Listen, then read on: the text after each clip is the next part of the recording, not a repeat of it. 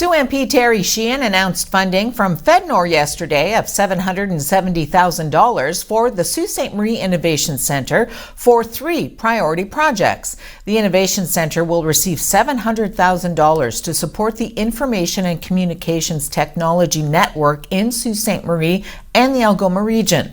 The organization will provide funding to high-growth, small and medium-sized enterprises to help them adopt digital technologies and solutions, assess ICT trends and talent gaps, and implement solutions to increase skilled talent to support digital industries, coordinate and deploy local and regional broadband infrastructure projects as well.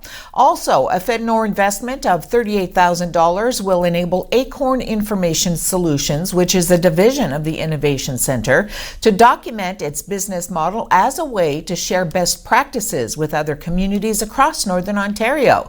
The remaining $31,500 will assist Acorn to hire a youth intern to enhance the Vulnerable Persons Registry through software updates. That registry is a free, voluntary, and confidential service that provides first responders with key information about those residents living at home who would be at greater risk during an emergency, such as a fire or natural disaster. An American woman has been identified as the victim of that bear attack we told you about yesterday on Red Pine Island in Rainy Lake. Provincial police say 62-year-old Catherine Sweat Mueller of Maple Plain, Minnesota was the victim. Apparently on Sunday, Sweat Mueller had gone to check on her dogs and didn't return.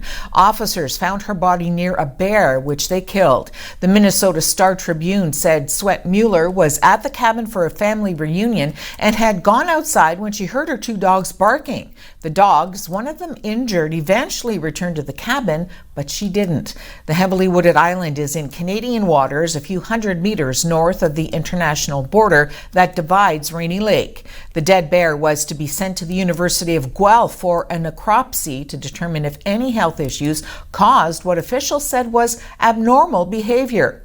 Officials with Ontario's Ministry of Natural Resources is searching for the other 2 bears. A new lawsuit asserts that an Ontario law forcing gas stations to display stickers showing the cost of federal carbon pricing is illegal and should be thrown out. The unproven lawsuit from the Canadian Civil Liberties Association says the Federal Carbon Tax Transparency Act, dubbed the Sticker Act, violates free speech provisions of the Constitution. The Liberties Group says in its filing it was unable to find a gas station owner willing to fight the law despite its diligent attempts. The Progressive Conservative government of Premier Doug Ford brought in the legislation, and it's all part of its failed legal battle with Ottawa over carbon pricing ahead of next month's federal election. The federal scheme imposes a charge in those provinces that don't have a carbon pricing system of their own, and currently 4.4 cents a litre in Ontario.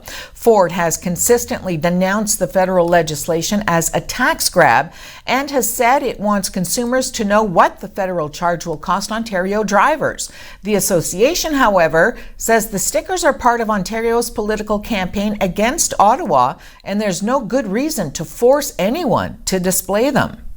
The Federal Court of Appeal has allowed 6 challenges of the Trans Mountain Pipeline expansion focusing on Indigenous consultation to proceed, while dismissing several claims centered on environmental concerns. The decision calls for narrowly focused, expedited court proceedings that will only examine the quality of the federal government's consultation with Indigenous communities between August 2018 and June 2019. Impact on the economic recovery, but I think the bigger impact is a psychological one.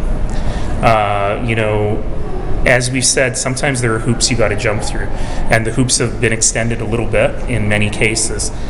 But it just feels like when you're down, you're getting punched over and over and over again, and I think that psychological barrier is what we have to overcome.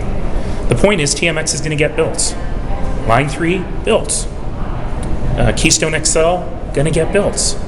Right? And so we have enormous amounts of capital spending that are happening already.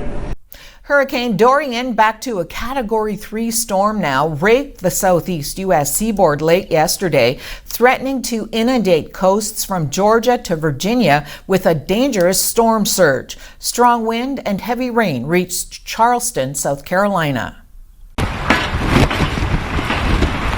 Hurricane Durian has actually re-strengthened a little here over the last few hours. It's back to major hurricane status with maximum sustained winds near 115 miles per hour. The eye is currently centered a little over 100 miles south of Charleston, South Carolina. It's moving northward at about 7 miles per hour, should turn toward the north-northeast later tonight, and over the next few days turn northeastward with an increase in forward speed. You know, that track would appear to keep it offshore, but it's going to pass actually very close to the coastline of South and North Carolina and may perhaps move onshore over a portion of the coastline there.